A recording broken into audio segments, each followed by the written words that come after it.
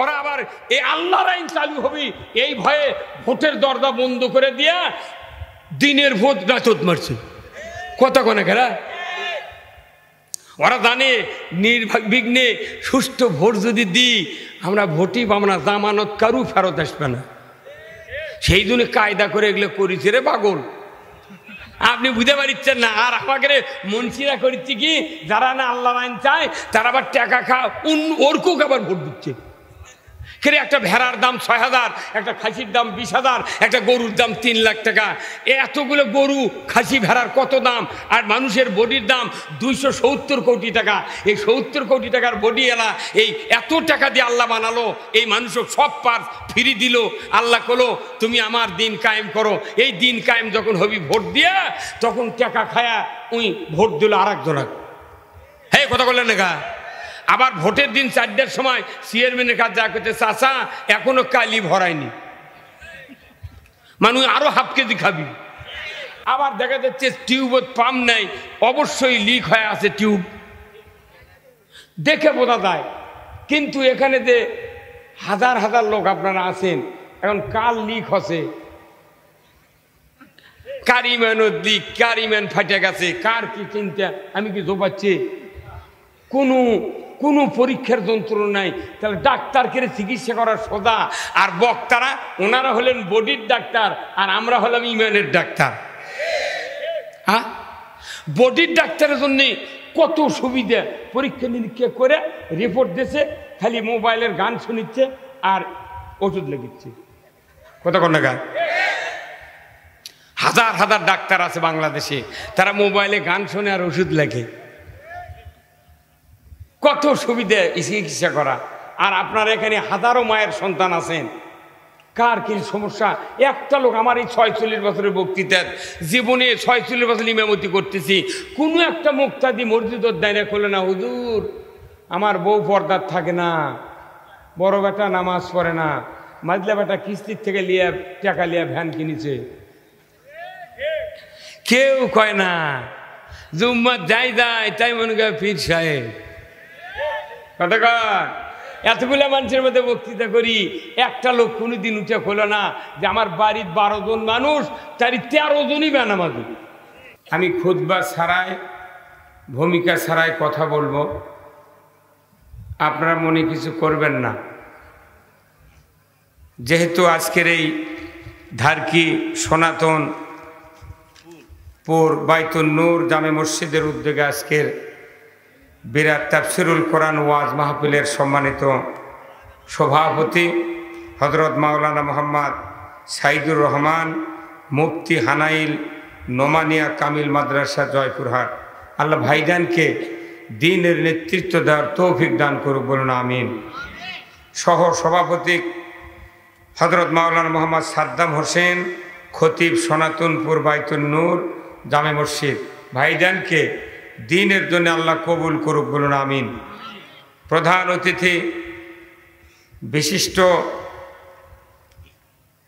আলেমে দ্বীন, চিকিৎসা বিজ্ঞানে পারদর্শী ডাক্তার ফজলুর রহমান সাইদ, আমির বাংলাদেশ জামাত ইসলামী জয়পুরহাট জেলা শাখা, আল্লাহ ভাইজানকে এই মরহুম আব্বাস আলী খানের পুণ্যভূমিতে যোগ্যতা সহকারে দিন বিজয় করার পতাকা নিয়ে ময়দানে কাজ করার তৌফিক দান করুক, বলুন আমিন। আজকের মাহফিলের সম্মানিত বিশেষ অতিথিবৃন্দ জনাব গোলাম কিবরিয়া, বলুন আমিন। মঞ্চে বসা সুধীবৃন্দ, জামাত নেতৃবৃন্দ, ইসলাম প্রিয় দিনদার মুসলমান ভাইয়েরা, মসজিদের ইমাম মুয়াজ্জিন মুক্তাদি সহ রাজনৈতিক নেতৃবৃন্দ, প্রাইমারি মাদ্রাসা, হাই স্কুল, কলেজ, বিশ্ববিদ্যালয়ের শিক্ষক মহোদয়গণ, ছাত্র ভাইয়েরা, পর্দার অন্তরালে মা ও বোনেরা, কচি কাচারা এবং আজকের এই মাহফিলের প্রচার মিডিয়ার সম্মানিত মাইকালা এবং ভিডিওম্যান ভাইয়েরা, ইন্তেজামিয়া কমিটিবর্গ সহ সকলের প্রতি আমার আবার সালাম, আসসালামু আলাইকুম রহমতুল্লাহ। কেমন আছেন আপনারা? আছি, আল্লাহ ভালো রেখেছেন। কথা অনেকেই বলেছেন সন্ধ্যার থেকে, সকল কথার মূল সাবজেক্ট হলো এই পৃথিবীতে ইসলাম বিজয় করার জন্য সর্বপ্রথম দায়িত্ব দিয়েছিলেন আমার আপনার নবী জনাবে মুহাম্মদ রাসূলুল্লাহ সাল্লাল্লাহু আলাইহি সাল্লামের উপরে। আল্লাহ তাআলা কোরআনে বলছেন, হুয়াল্লাযী আরসালা রাসূলাহু বিল হুদা ওয়া দীনিল হক লিইয়ুযহিরাহু আলাদ দীনি কুল্লিহি ওয়ালাউ কারিহাল মুশরিকুন।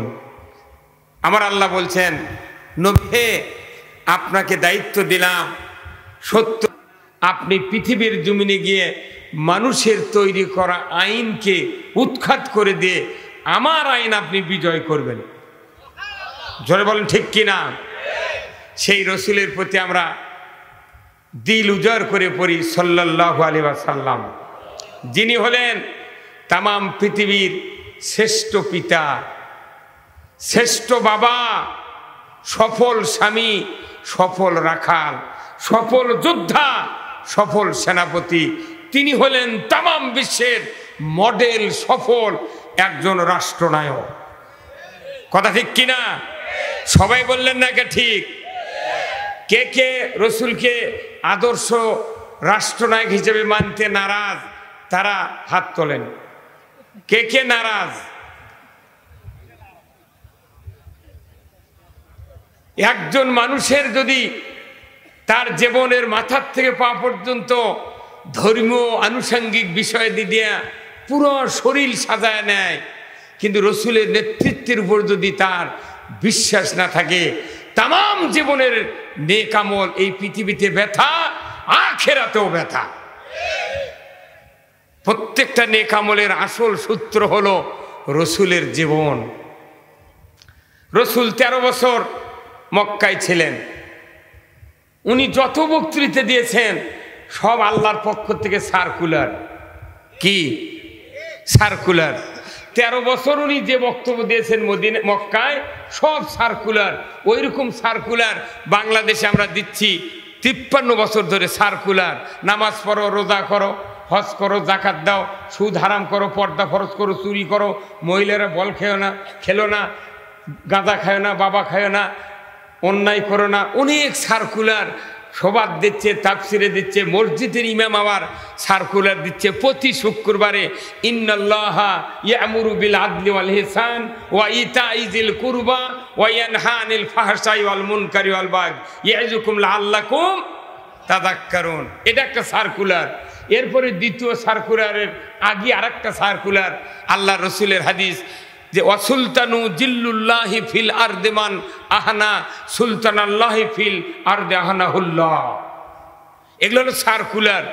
একটা চাকরির বিজ্ঞপ্তি থাকে না ভাই, কথা আমার অমুক জায়গার লোক লাগবে, সার্কুলার সারা হয়ে গেছে। আপনার অমুক পেপারের কাটিংয়ে পড়ে দেখেন যোগ্যতা কি, তার শিক্ষাগত যোগ্যতা, তার অভিজ্ঞতা আছে নাকি, এরই উপর নির্ণয় করে এই সার্কুলার নিয়ে আপনি দরখাস্ত করেন। কথা ঠিক কিনা? তা আমাকে রসুল 13 বছর সার্কুলার দিয়েছেন মদিনা মক্কাতে, কিন্তু ওই সার্কুলার মক্কার মাটিতে কায়েম করতে পারে নাই। আমরা যারা সার্কুলার দিচ্ছি, সাইদি সাহেব থেকে শুরু করে যত বক্তা, যত ইমাম, যত তাফসির কারক সার্কুলার দিচ্ছি, এই সার্কুলারের এক তিল পরিমাণ কি বাংলাদেশে কায়েম হচ্ছে? এই কথা বলেন নাকি আপনারা? কায়েম হচ্ছে? সার্কুলার কি? আল্লাহ তাআলা বলছেন ইমামরা বেশি সার্কুলার দেয়, প্রতি জুমাতে একই সার্কুলার পেশ করে। সেটা হলো কি? নিশ্চয় আমি আল্লাহ হুকুম দিচ্ছি, তোমরা ন্যায় বিচার করো, তোমরা আত্মীয়র হক আদায় করো, তোমরা ফায়সা, অশ্লীল, গর্হিত এবং হারাম কাজ থেকে বিরত থাকো। এইগুলো হলো সমস্ত জিকিরের উপর সবচেয়ে বড় জিকির।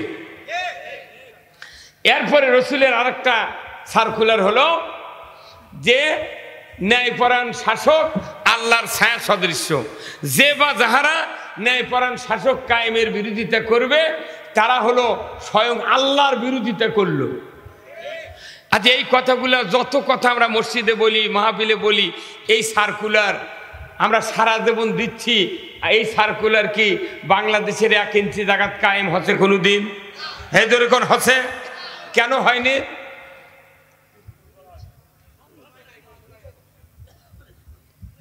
এই কথাটা ইমামকে বলা উচিত ছিল, কিন্তু বলেনি। কেন কায়েম হলো না সার্কুলার? ইমামদের হাতে, বক্তাদের হাতে ক্ষমতা নেই। কথা বলেন, কি নাই? ক্ষমতা নেই। কি ক্ষমতা? রাষ্ট্র ক্ষমতা।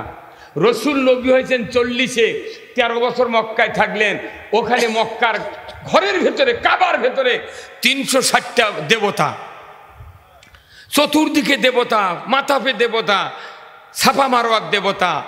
উনি মক্কাতে 40 বছরে নবুয়ত পেলেন। 12 বছর বয়সে নবুয়তের মেরাজে গেলেন। 1 বছর মক্কাতে নামাজ পড়লেন। কাবার ভেতরে মূর্তি আছে, কথা ঠিক কিনা? 7 বছর মদিনাত নামাজ পড়েছেন, কাবার দিকে, হ্যাঁ ওখানে মূর্তি আছে। মূর্তি থাকলো, অন্যায় থাকলো, তারপরে রসুল মক্কাতে মূর্তি সরাতে পারলেন না। কারণ কি? মদিনায় হিজরতের পর যখন উনি ইসলামের রাষ্ট্র গঠন করেছেন, 8ম হিজরিতে 10,000 সাহাবী নিয়ে যখন ফতে মক্কা করলেন, মদিনার ইসলামী রাষ্ট্রের শক্তি দিয়া মক্কা বিজয় হলো। 360টা দেবতা নিমিষের ভেতর দূর করে মক্কাতে ইসলামের পতাকা উড়ালেন। ক্ষমতা দরকার আছে না নাই? তা আমাকে বক্তাকে ক্ষমতা নাই, ইমামের কোনো ক্ষমতা নাই, খালি সার্কুলার দেওয়ার ক্ষমতা আছে। মিশে মিশে সার্কুলার, কথা কন না কে? তাহলে এই কথাটা তো মসজিদে মুসল্লি বুঝার লাগবে। যে লোক তাহাজ্জুদ পড়লো, উমরা করলো, এতেকাফ করলো, রোজা করলো, ধর্মের সব কাজ করলো, কিন্তু মসজিদের থেকে বাইরে হয় না, কোরআনের রাষ্ট্র কায়েমের বিরোধিতা করলো, সে যেন স্বয়ং আল্লাহর বিরোধিতা করলো। রসুল বলছেন এই কথা যদি ইমাম বুঝাতো তাহলে জামাত ইসলামের এত চেষ্টা করা লাগতো? কিন্তু আসল কথা মসজিদে হয় না। মসজিদের ইমাম ভয়ে ওই কথা কবারই পারে না, কথা কোন না? ইমাম চাউল চাবায়, ইমাম চাউল চাবাচ্ছে, করছে না এতটুকু কথা কয়া দেবে, ওলা জামাত তুই ওরা কোক, তাহলে আমরা জেল খেটে মরবো আর ওরা গোল্লা খায় মরবি। হ্যাঁ কথা কন। তাহলে আল্লাহর কথাগুলো এগুলো সার্কুলার, লৌহে মাহফুজের সার্কুলার। আমার ভাইরা, আল্লাহ রাব্বুল আলামিন কোরআনুল কারিমে বলছেন, ওয়াতিউল্লাহ ওয়াতিউর রাসূলাহু, তোমরা আল্লাহর আনুগত্য করো, রাসূলের আনুগত্য করো, ইন কুনতুম মুমিনিন, যদি তোমরা মুমিন হও। যদি তোমরা মুমিন হও, আল্লাহর আনুগত্য করো, রসুলের আনুগত্য করো। কার কথা? সবাই কোন কার কথা? তাহলে আমরা যদি মুমিন হই, আল্লাহর আনুগত্য মানে কি? কিছু মানবো, কিছু মানবো না। কি করতে হবে? সব মানতে হবে। সুদ হারাম কে করেছেন? পর্দা ফরজ কে করেছেন? তো এই দেশে কি সুদ হারাম আছে? তাহলে আল্লাহর আনুগত্য আমরা করছি। এই দেশে কি পর্দা ফরজ আছে? কিচ্ছু নাই। ইসলামের কোনো বিধিবিধান বাংলাদেশে চালু নাই। শুধু একটা জিনিস আছে, সেটা হলো খাতনা করা। কথা কন না? ইমানদারের ঘরত একটা ছোট বাচ্চা জন্মেছে, ছেলে সন্তান, 7 বছর বয়স হলে এর খাতনা করা লাগবে। কেউ যদি খাতনার বিরোধিতা করে, সে যদি ওই ছেলের নানাও হয়, ওই জামাই ওই শ্বশুরের দাঁত ভাঙ্গে ফেলে দিবি। হ্যাঁ কতবার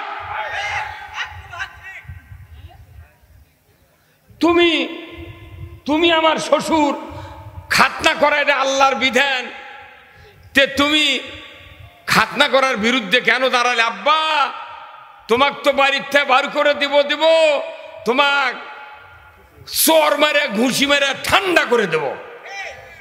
শ্বশুর হলেও, বাবা হলেও, মা হলেও আল্লাহর শরীয়তের বিরোধিতা করলে তার উপর শাস্তি অবধারিত, কথা ঠিক কিনা? এই খাতনা যার হয়নি সে যদি ইমানদারি ঘরের সন্তান হয়, সে যদি মেডিকেল ডাক্তার হয়, সে যদি 1 লাখ টাকার বেতন পায়, বাপের যদি 100 বিঘা জমি থাকে, যদি 100 কোটি টাকা ব্যাংকে থাকে, সেই রকম সুরত হয়, যোগ্যতা হয়, এই লোকটা যদি বিয়ে করবার যায় মেডিকেল একটা অফিসার কন্যার সাথে, কেউ যদি জানে ঘুণাক করে যে ডাক্তারের সব ভালো কিন্তু খাতনা কি করেনি, ফকিন্নির বিটিও বিয়ে বসবে না। কয় আইন মানেনি, খালি একটা আইন মানেনি, খাতনা করেনি, তার দাড়ি টুপি জুব্বা নামাজ সব আছে। এটা হচ্ছে আল্লাহর আনুগত্য। আবার ওযুর কয় ফরজ? 4 ফরজ। আল্লাহর আনুগত্য যদি আপনি করেন তাহলে 4 ফরজ আদায় করা লাগবে। কুনুই পর্যন্ত ধোয়া, মুখ মুডল ধোয়া, মাথা মাসা করা, টাকনু পর্যন্ত ধোয়া, এই 4 ফরজের আপনি 3 ফরজ জমজমের পানি দিয়ে আদায় করলেন, কিন্তু 1 ফরজ আপনি পাও ধুলেন না। মদিনার রিয়াজুল জান্নাত নামাজ পড়লে কবুল হবে? তাহলে এগুলো হচ্ছে আইনের আনুগত্য করা। আনুগত্য হলো আতিউল্লাহ, আল্লাহর আনুগত্য করতে হবে, রসুলের আনুগত্য করতে হবে। যারা আল্লাহর আইনের, আল্লাহর আনুগত্য করে না, রসুলের আনুগত্য করে না, এরা কখনোই মুমিন হতে পারে না। মুমিন যদি হতে চায় আল্লাহর আনুগত্য করতে হবে। কার কথা? আল্লাহর কথা। আমরা কি মুমিন হতে চাই? কারা কারা দুহাত তুলে দেখান তো। লিল্লাহে তাকবীর, নারায়ে তাকবীর। তাহলে আমরা মুমিন হব না? তাহলে এই মুমিন আনুগত্য কি কি করবেন, কিভাবে করবেন, কোন পদ্ধতিতে, এই কথাগুলো কোরআনে আছে না নাই? যেরকম আছে না নাই? তাহলে মুমিন কে এটা আমরা এখন পরীক্ষা করব। সম্মানিত ডাক্তার সাহেব আছেন এখন বাংলাদেশের ডাক্তাররা, আমরা আজকে 40 বছর আগে যেগুলো চিকিৎসা হচ্ছি, যারা LMA পাশের ডাক্তার ছিল 50 বছর আগে, তারা রুগীর জিভে দেখেছে, তারপর চোখের নিষ্কার পাতাঙ্গে করে ঠেলা দিয়ে দেখেছে কালার কি, আবার পেটর ঠাসি দিয়েছে, থার্মোমিটার দিয়েছে, টেলিস্কোপ দিয়ে দেখেছে, প্রেশার মাপিছে। এই কয়েকটা আনুষঙ্গিক দিয়া তারা বুঝে সিমটম শুনে কিছু রুগীর থেকে নিল, কিছু যন্ত্রের থেকে নিল, নিয়ে তারপরে ওষুধ লিখলো। কথা ঠিক কিনা? কিন্তু এখন কি এইরকম চিকিৎসা আছে? জিভে দেখার চিকিৎসা আছে? এখন ডাক্তারের কাছে গেলি আগে করছে পপুলারে যান, ইবনে সিনার যান, আগে 10-15-20 হাজার টাকা দিয়ে x-ray, ECG, CT scan, MRI, তারপরে রক্ত, ব্লাড, ইউরিন যা আছে সব ঝাড়িয়া বান্ধিয়া আপনি 15,000 টাকা খরচ করে সার্টিফিকেট নিয়ে আসেন, যাতে আপনি এই রোগের রুগী এটাকে সার্টিফিকেট নেন। যদি চিকিৎসা করে মরে যান আমি দায়িত্ব নেব না।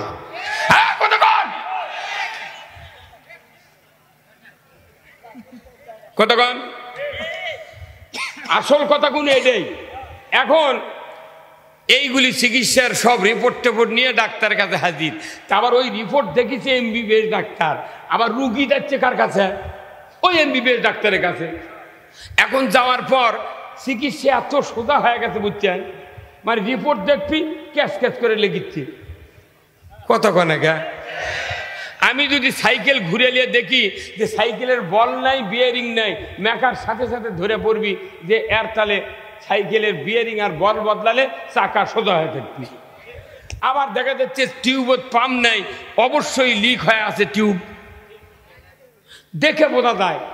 কিন্তু এখানে যে হাজার হাজার লোক আপনারা আছেন, এখন কার লিক হচ্ছে, কারিম্যানের দিক, কারিম্যান ফাটে গেছে, কার কি চিন্তা, আমি কি জোপাচ্ছি? কোনো পরীক্ষার যন্ত্র নাই। তাহলে ডাক্তারকে চিকিৎসা করার সোজা, আর বক্তারা ওনারা হলেন বডির ডাক্তার আর আমরা হলাম ইমানের ডাক্তার।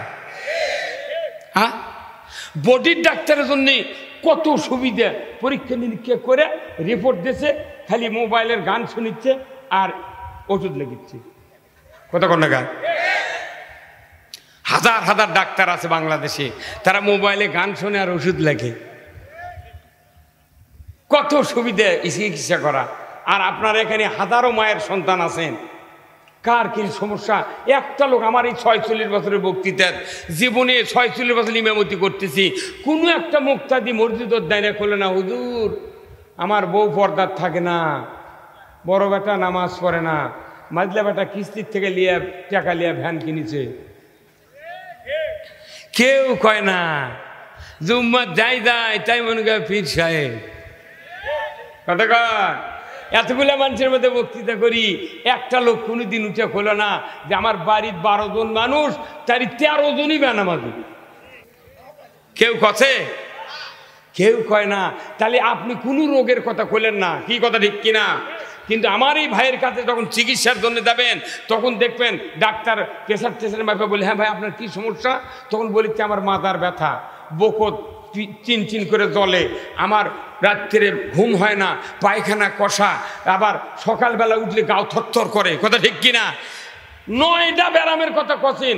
তারপরে পরীক্ষা নিরীক্ষা করে এখন রিপোর্ট আসছে, আপনাকে আবার ডাকিছে রুগী, আসেন রিপোর্টের সাথে আপনার কথার সাথে দেখি আপনার এই রিপোর্টটা কি বলে। তখন আপনি মনে মনে করছেন, ও হো আমার যে ঘুম হয় না এই কথা তো কইনি, উনি আর একটা যোগ করছে। কথা ঠিক কি? মানে যত রোগ আছে সব ডাক্তারের কাছে কয়। সমাজে এমন একটা আল্লাহর বান্দা পেলাম না যে ওর বাড়ি, ওর ব্যক্তিগতভাবে, ওর ফ্যামিলিগতভাবে কতগুলা সমস্যা আছে, কতগুলা রোগ আছে, ধর্মীয় রোগ, একটা লোক কোনোদিন কাউকে কয় না। নামাজ সারা জীবন পড়ে না, তাহলে দেখে মনে করে বেশ তো গেছি। কথা কয় গেছি। আচ্ছা, ওর ওই যাওয়ার চিন্তা কি ঠিক? বেশ তো যেতে গেলে কার হুকুম মানা লাগবে? সেই হুকুম কি মানবেন? মানবেন? তাহলে মুমিনকে এরই 1 নাম্বার সূত্র হলো আল্লাহ তাআলা কোরআনে বলছেন, ইন্নামাল মুমিনুনা আল্লাযীনা ইযা যুকিরাল্লাহ ওয়াজিলাত কুলুবুহুম ওয়া ইযা তুলিয়াত আলাইহিম আয়াতুহু জাদাতহুম ঈমানা ওয়া আলা রাব্বিহিম ইয়াতাওয়াক্কালুন।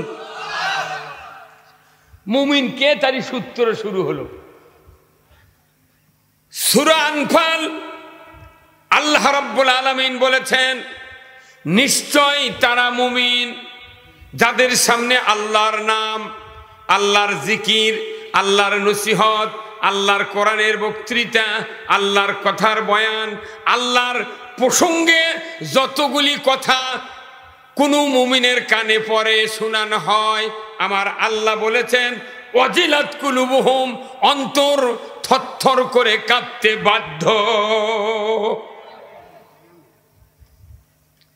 যার অন্তর কাঁপে আল্লাহর কথাগুলো শুনে, এই লোক হলো মুমিনের প্রথম ধাপে পাও দিলাম। ধরে কোন আল্লাহু আকবার। তে বাংলাদেশে প্রতিদিন 5 ওয়াক্ত নামাজে কয়বার আযান হয়? 5 বার। আল্লাহু আকবার কয়বার করে হয় এক ওয়াক্তে? এই যে আযানও গুনিনি, অত সদালয়। আযান হয় 5 বার, আল্লাহু আকবার উচ্চারণ হয় একবারের আযানে 6 বার। 6 বার আল্লাহর নামের উচ্চারণ হলো। অথচ সমাজে লাখো লাখো ভোটার, শত শত ইমানদার, মসজিদে যা দেখেন আসরের সময় 4-5 জন বুড়া বল্লা কাল্লাকান জিবে লড়াচ্ছে আর নামাজ পড়ছে। হ্যাঁ কথা কন। শুক্রবারে যারা নামাজত যায় 10 আনা মুসল্লি বেনামাজি, 6 আনা নামাজি, 10 আনা লোক নামাজ পড়ে না। তাহলে বলেন তো, আল্লাহর নামের উচ্চারণ হলে ওয়াজিলাত কুলুবুহুম, অন্তর থরথর করে কাঁপবে তাদের, যাদের অন্তরে মুমিনের যোগ্যতার প্রথম ধাপ অর্জন হয়েছে। ধরে বলুন ঠিক কিনা? আজকে জয়পুরহাটের এই ধারকিপাড়ার ইমানদারদেরকে আমি বুঝতে পেরেছি, এই গভীর রাত্রিতে যারা আল্লাহর নামের, আল্লাহর বয়ান, আল্লাহর কথা শোনার জন্য যারা চাতক পাখির মতো বসে আছেন, আল্লাহ আপনাদেরকে কলিজার ভেতরে কম্পন যদি না দিত, ভালোবাসা না দিত, এই গভীর রাত্রিতে স্ত্রী, পরিবার, সন্তান, বাড়ি ঘরের মায়া ছাড়া এই উন্মুক্ত ময়দানে খেরের উপর বসতে পারতাম না। আল্লাহ তাআলা বলছেন, এই গুণ যাদের থাকবে, আল্লাহ তাআলা বলছেন ওয়াইজা তুলিয়াত আলাইহিম আয়াতুহু, এমন মুমিনের সামনে যখন কোরআনের আয়াত তেলাওয়াত করে শোনানো হবে, অর্থ বুঝিয়ে দেওয়া হবে, কোরআনের জ্ঞানের কথা যখন মানুষকে যখন বুঝায় দেওয়া হবে, আমার আল্লাহ বলেছেন জাদাতুহুম ঈমান, ওই বান্দা তখন আল্লাহর দিকে ধাবিত হবে, ইসলামের দিকে ধাবিত হবে। আমি তখন আল্লাহ ওই বান্দার অন্তরের চেহারা, অন্তরের খবর যখন বুঝতে পারবো, আমি ইচ্ছা করেই ওই বান্দার কলিজায় ঈমানকে বাড়িয়ে দেই। যাদের কোরআন শুনলে ঈমান বাড়ে এরা হলো মুমিন। জোরে কোন আল্লাহু আকবার। যাদের কোরআন শুনলে ঈমান বাড়ে না, চুলকায়। কথা কন, এই চশমালা ভাই, আপনি কথা বললেন, একবারও কথা কন না আপনি। ওই যে লীল পাঞ্জাবির ডানে, হ্যাঁ আপনি 5 মুখ টাকাচ্ছেন, আপনি আপনি হাত তোলেন তো দেখে। হ্যাঁ আপনি কথা কন, একটাবার কথা কন না আপনি। যাদের কোরআন শুনলে ঈমান বাড়ে তারা হলো মুমিন। আর যাদের কোরআন শুনলে অন্তর চুলকায়, রাগ পয়দা হয়, বিদ্বেষ পয়দা হয়, এই লোকগুলি হলো কুমিন। কি কুমিন? বলুন তো, কাঁঠালের পাতা, আমের পাতা আছে না নাই? আটাবেলের পাতা আছে না নাই? নিমের পাতা আছে না নাই? পৃথিবীতে যতগুলি বৃক্ষ আছে সকল বৃক্ষের পাতা যদি একত্র করে একটা মানুষের পুরো শরীরে যদি ঘর্ষণ দেওয়া শুরু করেন, বলুন তো বিষাতু ছাড়া কি ওই পাতা দিয়ে ডললে কি মানুষের জ্বলন শুরু হবে? হ্যাঁ, সব পাতা ডললে কিছু হয় না, কিন্তু বিষাতুর পাতা আপনি দেখেননি হঠাৎ করে পাওয়ার ঠেকেছে। কত বলে গা, আপনি জঙ্গলের মধ্যে হেঁটে যাচ্ছেন, পাতা কখন ঠেকেছে আপনি জানেনই না, কি 2 ধাপ যাচ্ছি কুটকুট শুরু হবে। ভাইরা আমার, যারা কোরআন শোনার পর ঈমান বাড়ে না, কলিজা থরথর করে কাঁপে না, আল্লাহর মহব্বত পয়দা হয় না, এই লোকগুলির অন্তরে বিষাতুর পাতা যেরকম শরীরে জ্বলে, ওদের অন্তরে তার চেয়ে বেশি জ্বালা শুরু হয়ে যায়। যাদের কোরআন শুনে ঈমান পয়দা হয় না, তাদেরকে আল্লাহর নবী হেদায়েত করতে পারে না। কিন্তু আজকে আপনারা 1400-1500 বছর পরে এই জয়পুরহাটের জমিনে এতগুলি মানুষ গভীর রাত্রিতে কোরআনের মজমায় বসে আছেন। আমার রসুল বলেছেন, যারা রাতের আরামকে হারাম করে দেয়া কোরআন শোনার জন্য সামান্যক্ষণ টাইম ব্যয় করবে, কিয়ামতের ময়দানে এক সামান্য টাইম পাস করার কারণে 60 বছরের নফল ইবাদতের সওয়াব লেখা হবে। কোরআন শোনা হলো ইবাদত। দরিকন কি? কোরআন শোনা ইবাদত। কিন্তু কোরআন শুনলে হবে না, ইবাদত ফুলফিল করতে গেলে কোরআনের বক্তব্য শুনে লাভ হবে না। কোরআন বিজয়ের যারা কাজ করবে তারা হলো মুমিনের দাবিতে সত্যবাদী, তারা হলো মুমিনের দাবিতে সত্যবাদী। কোরআন বলছে, কি বলছে? কোরআন বলছে, আল্লাযীনা আমানু ইউকাতিলুনা ফি সাবিলিল্লাহ ওয়াল্লাযীনা কাফারু ইউকাতিলুনা ফি সাবিলিত তাগুত। যারা ঈমানদার, প্রকৃত ঈমানদার, প্রকৃত মুমিন, তারা কোরআনের পক্ষে আন্দোলন করে। আল্লাহু আকবার। আর যারা কাফের, অবিশ্বাসী, আল্লাহর আনুগত্য করতে অবিশ্বাস করে, রসুলের আনুগত্য করতে অবিশ্বাস করে, আল্লাহ নিজে বলেছেন এরা হলো তাগুতের বন্ধু, এরা তাগুতের দোসর। ধরে বল ঠিক কিনা? এই বাংলাদেশে কোরআন আছে, আছে না? এই কোরআন শরীফে একটা আয়াত আছে সূরা আর রহমানে।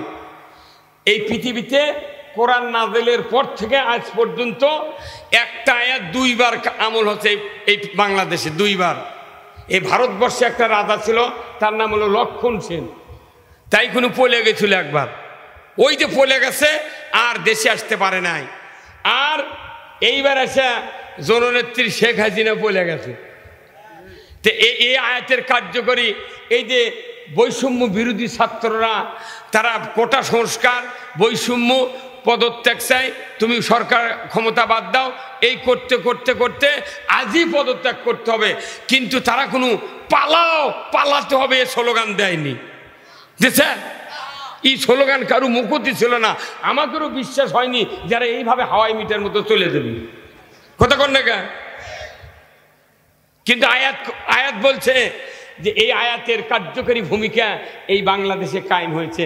আল্লাহ তাআলা সূরা আর রহমানে একটা আয়াত বলেছেন, ইয়া মাশারাল জিন্নি ওয়াল ইনসি ইনস্তাতাতুম আন তানফুযু মিন আকতারিস সামাওয়াতি ওয়াল আরদ ফানফুযু লা তানফুযুনা ইল্লা বিসুলতান।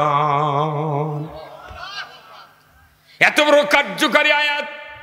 এই আয়াত দিয়ে মানুষ তারাবির নামাজ কত যুগ ধরে পড়তেছে। আল্লাহ বলেছেন মানুষের ভেতর থেকে, জিনের ভেতর থেকে যারা আমি আল্লাহ আমার বশ্যতা স্বীকার করবে না, আমার আনুগত্য মেনে নেবে না, আমার হুকুম মানতে নারাজ হবে, আমি আল্লাহ ঘোষণা দিয়ে দিলাম আমার রাজ্য থেকে তোমরা বেরিয়ে যাও। কেউ লাঠিলে তারা ধরে কি ভাই ধরতে, কেউ গেলেনি, কিছু করেনি। ওরা এমনি এমনি আয়াতের ভয়ে চলে গেছে। ওরা নিজেরা বুঝছে আমরা আল্লাহর আনুগত্য করিনি। মসজিদ বানালে কি হবে, কথা কন? মসজিদ বানালে লাভ হবে না। আল্লাহ কোরআনে বলছেন আল্লাযীনা কাফারু ওয়া সাদ্দু আন সাবিলিল্লাহ আদাল্লা আমালাহুম। সূরা মুহাম্মাদের প্রথম আয়াতে আল্লাহ বলছেন যারা অবিশ্বাসী, যারা কোরআনের আইন মানে না, কোরআনের বিধান মানে না, কোরআনকে অবিশ্বাস করে, মিথ্যা মনে করে, এই লোকগুলি নিজেরা নেক কাজ করতে থাকবে, সাথে সাথে আবার মানুষকে আল্লাহর পথ থেকে বিরত রাখার চেষ্টা করবে। মামলা দিয়া, হামলা দিয়া, জেল দিয়া, খুন দিয়া, গুম দিয়া, আয়না ঘর দিয়া বাধা দিবে। আমার আল্লাহ বলছেন আদাল্লা আমালাহুম, তাদের জীবনের সমস্ত নেকামল ধ্বংস করে দেব আমি আল্লাহ। মসজিদ করে লাভ কি? ওইটা লোক আল্লাহর আইনে বাধা দিয়েছে, কথা কন না। কেন দেশত কত মুন্সি আছে, কোনো দলক ধরেনি, খালি ধরিতে জামাত। একই যদি বন্ধ করা যায় আমাদের ময়দান ক্লিয়ার, কথা কন। ওরা আল্লাহর আইন চালু করতে চায়, আর যারা আমাদেরকে বাধা দিল তারা মানুষের আইন চালু করতে চায়। টুপি নিয়ে, দাড়ি নিয়ে, রোজা নিয়ে, হজ নিয়ে, উমরা নিয়ে, কোনো ধর্মীয় ব্যাপার নিয়ে আকিটা যদি 4টা গরু জব করে গায়ের মানুষ খিলায়, আত্মীয় খিলায়, কেউ মিছিল করবে না। কবি গরিব মানুষ গোস্ত পাচ্ছে, কোথা কন না গা। কোনো ধর্মীয় বিষয় নিয়ে মারামারি হানাহানি নাই। একটা জায়গা হানাহানি আন আকিমুদ্দিন ওয়ালা তাতাফাররাকু ফিহি। তুমি কেন জীবন ব্যবস্থা কায়েম করবে? জীবন ব্যবস্থা তো বাবার আছে, জীবন ব্যবস্থা স্বামীর আছে, জীবন ব্যবস্থা চাচার আছে, জীবন ব্যবস্থা মুদির আছে। কথা আওয়াজ ধীরে হলে গা। এই জীবন ব্যবস্থা আছে, তুমি আমার কোন জীবন ব্যবস্থা নিবে? সেই জীবন ব্যবস্থা হলো আলা আলাহুল খালক ওয়াল আমর ইনিল হুকমু ইল্লা লিল্লাহ। যদি কোন আল্লাহু আকবার। জীবন ব্যবস্থা কার? ইন্নাদ দীনা ইনদাল্লাহিল ইসলাম। জীবন ব্যবস্থা ইসলাম আল্লাহর কাছে প্রিয়। যতদিন পর্যন্ত মানুষের কাছে, ইমানদার কাছে প্রিয় না হবে, ওই ইমানদার মুসলমান হতে পারবে না। মুসলমান হতে গেলে ইমান আনলি মুসলমান হওয়া যায় না, আমাকে ইসলাম মানতে হবে। Islam is the complete code of life. মানবতার জন্য ইসলামী জীবন ব্যবস্থা, এটা ব্যক্তি, পরিবার, সমাজ, রাষ্ট্র, অফিস, আদালত, কোর্ট কাছারি, অর্থনীতি, সমাজনীতি, জীবনের সকল ক্ষেত্রে যে আইন আল্লাহ দিয়েছেন তার নাম হলো ইসলাম, তার নাম হলো জীবন ব্যবস্থা। বলুন তো ইসলাম অর্থ কি? না, এটা ব্রিটিশ সরকার বলে গেছে ইসলাম অর্থ শান্তি। ইসলাম অর্থ হলো জীবন ব্যবস্থা, কোড অফ লাইফ। আর ব্রিটিশ কয়ে গেছে তোরা খালি খুব ইসলাম মানে শান্তি শান্তি শান্তি শান্তি। কিছু নয়, ইসলাম মানলে শান্তি, না মানলে অশান্তি। সেই অশান্তি কত প্রকার, কি কি উদাহরণ সহ 16 বছরে বোঝা গেছে। কতক্ষণ এই বোঝার পর আবার যদি ইসলামক পরিত্যাগ করেন, বাংলাদেশের আজ হোক কাল হোক, টুডে অর টুমরো বাংলাদেশের ইমানদাররা যদি যে দলই করুক, যে গ্রুপই করুক, ইসলামের দিকে যদি এগিয়ে দেওয়া না যায়, আগামী দিনে এমন পরিবেশ তৈরি হবে কাউরও পিঠের চামড়া থাকবে না। অনুরোধ করছি, ইসলাম হলো জীবন ব্যবস্থা। যে জীবন ব্যবস্থা সুদ হারাম হবি, পর্দা ফরজ হবি, চুরি বন্ধ হবি, জানা বন্ধ হবি, ঘুষ বন্ধ হবি, দুর্নীতি বন্ধ হবি, বেপর্দা বন্ধ হবি, এইগুলি কি চান না আপনারা? তে যারা দেশ চালালো, যারা চালাতে চাচ্ছে বা যারা আমরা যাবার চাচ্ছি ক্ষমতার, আমাদের সব আইনই দেশত চলে, কিন্তু খালি এই 4টে আইন যদি চলতো, 1 নম্বর হলো নামাজ কায়েমের আইন, যাকাত আদায়ের আইন, ন্যায়ের আদেশ, অন্যায়ের নিষেধ। এই 4টা আইন যদি এই পৃথিবী, এই বাংলাদেশে চলতো, পৃথিবী নয় পুরো বাংলাদেশ একবার পানির মতো চলতো। আজকে কত ইমামের বেটা, কত বক্তার বেটা, কত পীরের জাকেরের বেটা, কত আল্লাহর ওলির বেটারা বেনামাজি। বাংলাদেশে এত বেনামাজি, এদেরকে নামাজি বানানোর দায়িত্ব কার? কার? এই আমাকে বক্তৃতা নামাজি হবে? 30 বছরে মসজিদে আজান দিচ্ছে, তাদেরকে মুয়াজ্জিনের বেটা আজান ছিল, জুম্মত আসে না, তাহলে আজান দিয়ে লাভ কি হলো? তার মানে বক্তৃতা দিয়ে, আজান দিয়ে নামাজ কায়েম হবে না। নামাজ কায়েম, ওই আজান দিল মুয়াজ্জিন, সার্কুলার মারলো, এসো কল্যাণের দিকে, এসো নামাজের দিকে, আল্লাহু আকবার, যে আল্লাহ বড়, এই ঘোষণা দিয়ে হাইয়া আলাস সালাহ, হাইয়া আলাল ফালাহ বললো। কিন্তু এটা সার্কুলার হলো।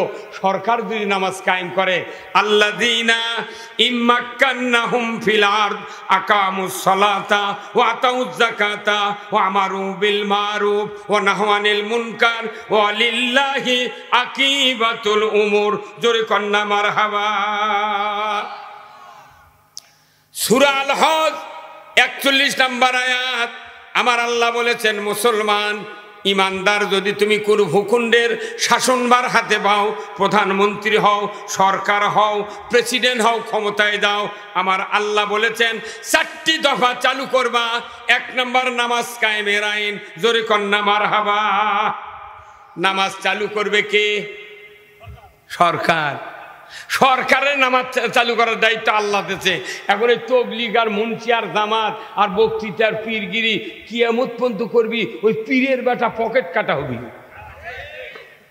হ্যাঁ হুজুর, কথা কন না আপনি? তাহলে বক্তৃতা দেওয়া ভালো না আইন করা ভালো? আজই যদি আইন করে সরকার যে 5 ওয়াক্ত নামাজ আইনের মাধ্যমে ফরজ করা হলো, যে ব্যক্তি 1 ওয়াক্ত নামাজ কাদা করবে, ফেতরা পরিমাণ 70 টাকা জরিমানা, 1 ওয়াক্তের জন্য 2.5 ঘন্টা হাজুর। বেতের 6 ওয়াক্তের কাফারা দেওয়া লাগে মৃত্যুর পর। তাহলে বেতের ধরো 6 ওয়াক্ত, তাহলে 420 টাকা জরিমানা দিলে প্রতিদিন যে নামাজ কাদা করবি। আর 2.5 ঘন্টা করে 1 ওয়াক্তের জন্য হাজুর, তাহলে 6 ওয়াক্তের জন্য 15 ঘন্টা। সরকার যদি আইন করে, যারা বেনামাজি থাকবে তারা ডেলি 15 ঘন্টা হাজুর, 24 ঘন্টার মধ্যে 15 ঘন্টা খাইটাও ছাড়ে দিবি। কতক্ষণ? আর 420 টাকা জরিমানা দিলে তুই আউট হয়ে যাবো। কতক্ষণ? তোর যদি ক্ষমতা থাকে এগুলা দেওয়ার আর হাজুত খাটার, তাহলে আমরা ওই ঘরের মধ্যে শুয়ে থাকবো। কিন্তু সরকার যদি আইন করে যে এই জরিমানা, এই হাজুত, ইমাম সাহেব এবং মুয়াজ্জিন সাহেবকে দায়িত্ব দিলাম, কোন চেয়ারম্যান মেম্বার এমপি লয়। কাক দিচ্ছে? মানে বেনামাজির খবর তো এই মুয়াজ্জিন আর ইমামই তো ভালো জানে। কে বেনামাজি, গায়ের মোট বেনামাজির খবর ইমামের কাছে আছে। ইমাম ওর কেড়ে ভয়ে চুপ করে থাকে। এই কথা কোন না? তাহলে সরকার যদি বলে ইমাম মুয়াজ্জিনকে দায়িত্ব দিলাম, ওই গ্রামের যারা বেনামাজি আগামীকাল 8টার মধ্যে জয়পুরহাট সদর থানার ওসির কাছে তাদের তালিকা দিয়ে দিবেন। আজ রাত্রে 3টার সময় বেনামাজির বউ, বেনামাজির মা আর বাবা কই, বাবা তোর 14 থেকে থেকে পারবো? আর ডেলি 420 টাকা জরিমানা দিবার পারবো। তুই পারিস তাহলে শুয়ে থাক, যদি না পারিস ওযু করে মুয়াজ্জিনক ডাকাইলে মসজিদ যা। কথা কন? মসজিদ যা। রাত 3:30টার সময় মুয়াজ্জিনের বাড়ি ঘেরাও করবি, হাজার হাজার একটা করে গ্রামত 300 নিচে বেনামাজি আর নিচে 50 জন, এত বেনামাজি খালি গিজ গিজ করছে। আইন করার সাথে সাথে জ্যাঙ্কা পুকুরের পানি যদি গ্যাস হয় 1 মাস নিচে থাকে না। কতক্ষণ পুকুরের পানি যদি গ্যাস হয় 1 মাস নিচে থাকে না, সব উপর দিয়ে ভাসে। আল্লাহর আইন যখন চালু হবে, যত ঘুষখোর, যত জেনাখোর, যত চুরি, যত বেনাবাদী সব গান্ডা ওটা মাছের মতো বাংলাদেশে জাগে যাবি। তারা জান্নাতের পথ পাবে। এই বেনামাজিদেরকে ডাক দিয়া তাদের আপন জনেরা বলবে, বাবা আল্লাহর আইন চালু হয়ে গেছে, তুমি মসজিদে দাও, মুয়াজ্জিনকে ডেকেলে। 3টার সময় মুয়াজ্জিনের বাড়ি দেখো, মুয়াজ্জিন 50-60 জন একবারে ডাক দিলে হবে না। এখন করছে কেবারে কি ব্যাপার, করছে আয় আজান দেবেন না। তোর মুয়াজ্জিন ওই শীতানুচি আছে মোবাইল, বলছে যে আমি তো অ্যালার্ম দিয়ে থুছি, আমাকে 4:10 চেতন করবি মোবাইল। তুই এত আগে ভাগে গা, করছে চলেন অজু করে মসজিদ বসে থাকবো। কারণ কি, সরকার দায়িত্ব দিয়েছে কাক, ইমাম মুয়াজ্জিন ওর করে ডাকে নিয়ে গেলে না আমার কে দেয় কতক্ষণ এবারে। কিন্তু এরা যদি চেয়ারম্যান মেম্বারকে দায়িত্ব দেয়, তাহলে ওর করে যারা ভোট দিয়েছে তারা তো বেশিরভাগ বেনামাজি, ওর কেন নাম দেবে না, পারলে নামাজি লোকের নাম দিবি। এই যে জ্যাঙ্কা 16 বছর হলো ভাই না। আপনারা সকল সন্তানকে যদি নামাজি বানাতে চান, আর ওই নামাজি সন্তান আপনার কবরের কাছে গিয়া 2 ঈদে হোক, প্রতি শুক্রবারে হোক, কবরের পাশে দোয়া করবে পিতামাতার জন্য। আমার রসুল বলছেন, মুত্তাকি নামাজি পরহেজগার সন্তান কামিল পাস করা লাগবে, দাওরা পাস করবে, আর দলিল নাই। আপনার সন্তান যদি কোরআন প্রেমিক হয়, নামাজি হয়, ওই সন্তান বাবার কবরে যা দোয়া করবে, রব্বির হামহুমা কামা রব্বায়ানি সগীরা। একবার দোয়া করলে রাসূল বলছেন 40 দিনের কবরে আযাব পিতামাতার মাফ হয়ে যাবে। আমরা এই দোয়ার থেকে মাহরুম হয়ে যাচ্ছি। এমনও সন্তান আছে, বাপের 4টা সন্তান, বাপ মারা গেছে, দেখা যায় বাপ বেনামাজি, 4 বেটা অনামাজি। কতক্ষণে গা বাপ বেনামাজি, বেটারা অনামাজি, মানে 2 গ্রুপ সমান। উনি আবার টুপি মাথার নেই, গোসল করে আসে গামছা মাথার দিয়ে বাপের জানাজা করছে।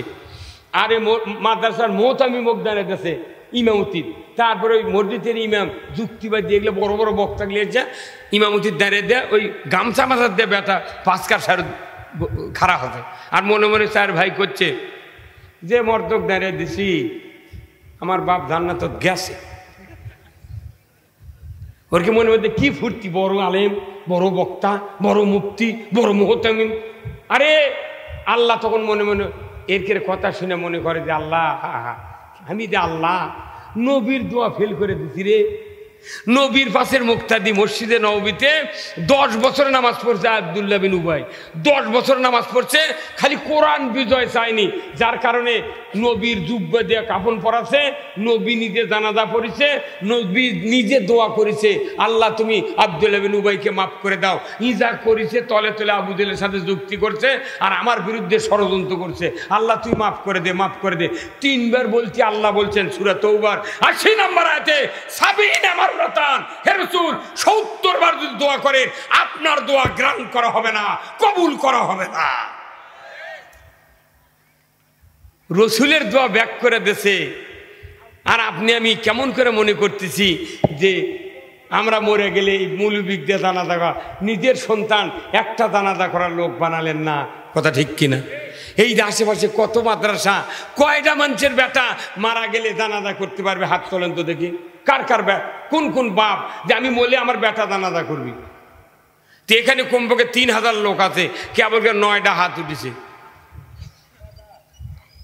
ভাইরা আমার, সন্তানগুলিকে নামাজি বানার দায়িত্ব সরকারকে আল্লাহ দিলেন। কারণ কি, ওই সন্তান যদি নামাজি হয়, মুত্তাকি হয়, পরহেজগার হয়, আমার যতগুলি উম্মত এই দুনিয়াতে সন্তান জন্ম দিয়েছে, এই সন্তানগুলি নামাজি হবে, তাদের দোয়ার বরকতে আমার বান্দা বান্দিরা আল্লাহর জান্নাতে যাবে।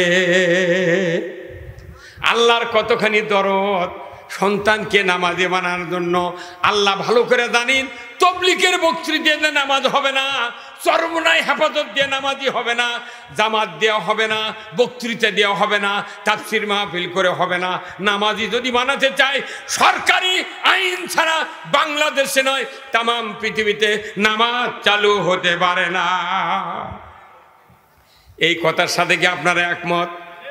হ্যাঁ, তাহলে আমি যদি খালি নামাজের বক্তৃতা শুনি, আইনের যদি বিরোধিতা করি, কয়েক কোটি বছর লাগবে। কতক্ষণ লাগা?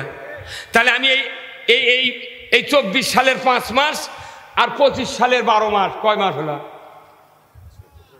17 মাস। এই 17 মাস যদি যেরকম রোজা করে 1 মাস, সকাল থেকে সন্ধ্যা পর্যন্ত না খায় থেকে হাজারো কাম করে, হাজারো ইবাদত করে, কোনো শরীর হাফসায় না, শোভেচ্ছা দেখছে সূর্যাস্ত পর্যন্ত আমার এই হুকুম মানতে হবে। পানাহার, কামাচার, পাপাচার, গীবত থেকে বিরত থাকতে হবে। আমার রসুল বলছেন যে তোমরা যদি এইভাবে রোজা করতে পারো, তাহলে আমি রসুল বলে দিচ্ছি তোমাদের অতীত জীবনের সব গুনাহ, তাহলে রোজা করলে সব গুনাহ মাফ। কিন্তু কোরআন শরীফের কোনো আয়াত নাই। কোরআন শরীফের একটা কথা আছে যে কেউ যদি ইসলাম বিজয়ের জন্য, নামাজ কায়েমের জন্য, সুদ হারামের জন্য, পর্দা ফরজের জন্য যদি ইসলাম বিজয় করার চেষ্টা করে, আমি আল্লাহ বলে দিচ্ছি তোমাদের অতীত জীবনের সব গুনাহ মাফ করে দেবো। জোরে কোন আল্লাহু আকবার। তাহলে আমাদের এখন সুযোগ এসে গেছে এই 17 মাস এই কাজটা করে 18 মাসের সময় যখন নির্বাচন হবে, ওই সময় না কাম করে খালি এইটা ইসলাম চালু করা যায় না? হ্যাঁ, যেরকম যায় না? যাই গত বছর 3 বিঘা আলু লাগাচ্ছেন, তাই 2 বিঘা লাগান, যাই 10 বিঘা লাগাচ্ছেন, তাই 8 বিঘা লাগান। 2 বিঘার কাম কমে দিয়ে এই 2 বিঘা 17 মাস কাজ করে টাকা দিয়ে, পয়সা দিয়ে, আমার শ্রম দিয়ে, মেধা দিয়ে, যোগ্যতা দিয়ে এদেশের মাটিতে যারা ইসলামের প্রচার এবং ইসলাম কায়েমের আন্দোলন করবে, আল্লাহর ইজ্জতের কসম, টুডে অর টুমরো বাংলাদেশে ইসলাম কায়েম হবে ইনশাআল্লাহ। কারা কারা বাংলাদেশে ইসলাম বিজয় দেখতে চান? দুহাত তুলে আল্লাহকে দেখান।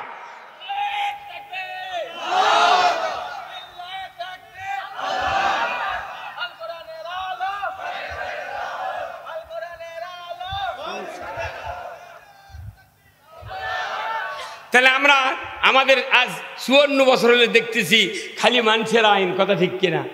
আমার বয়স এখন 66। কত? আমার বয়স এখন 66 বছরের বয়স। আমি একজন মানুষ 66। আমার বাপ মারা গেছে 103 বছর বয়সে। তাহলে 66 আর 103 কত হয়?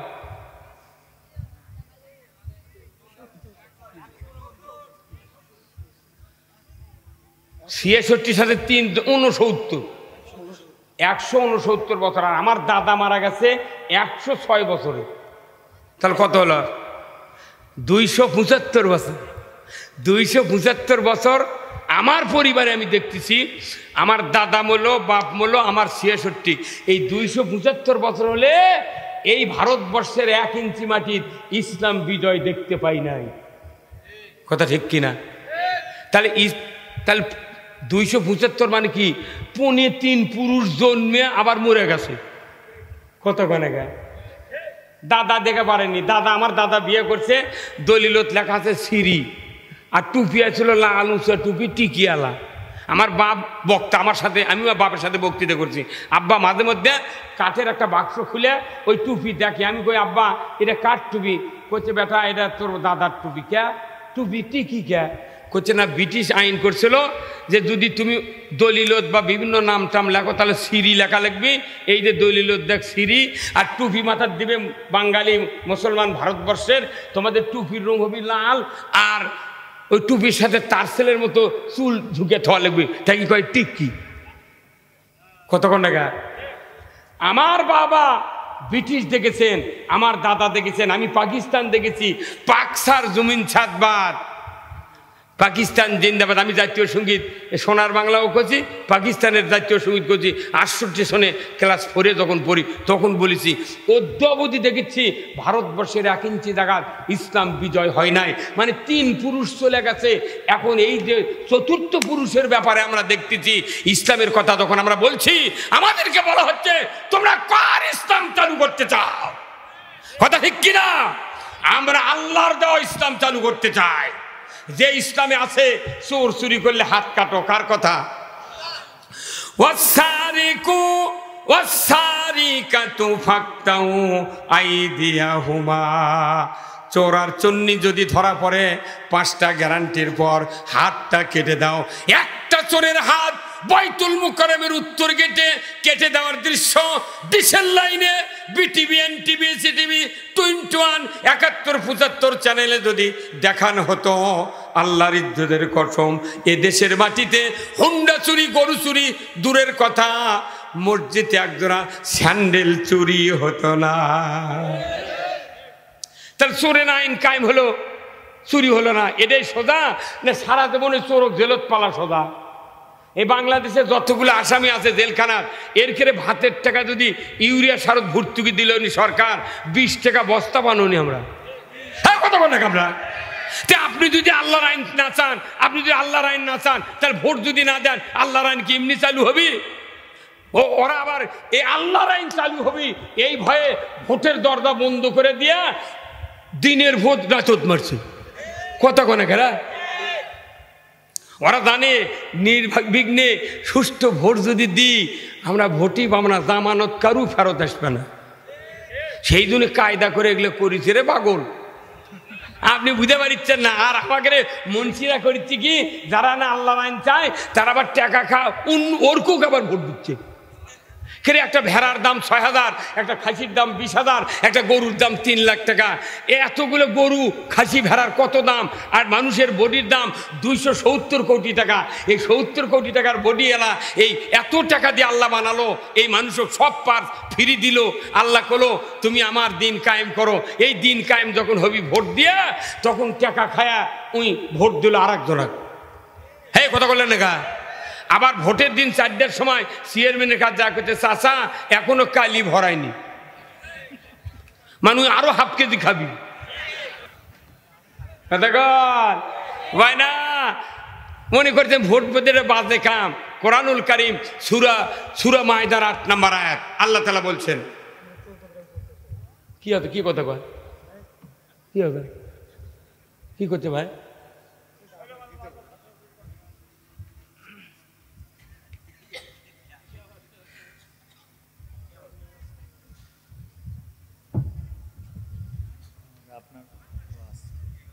যুদ্ধের পোশাক পরিয়ে দিয়েছেন, জোরে আল্লাহু আকবার।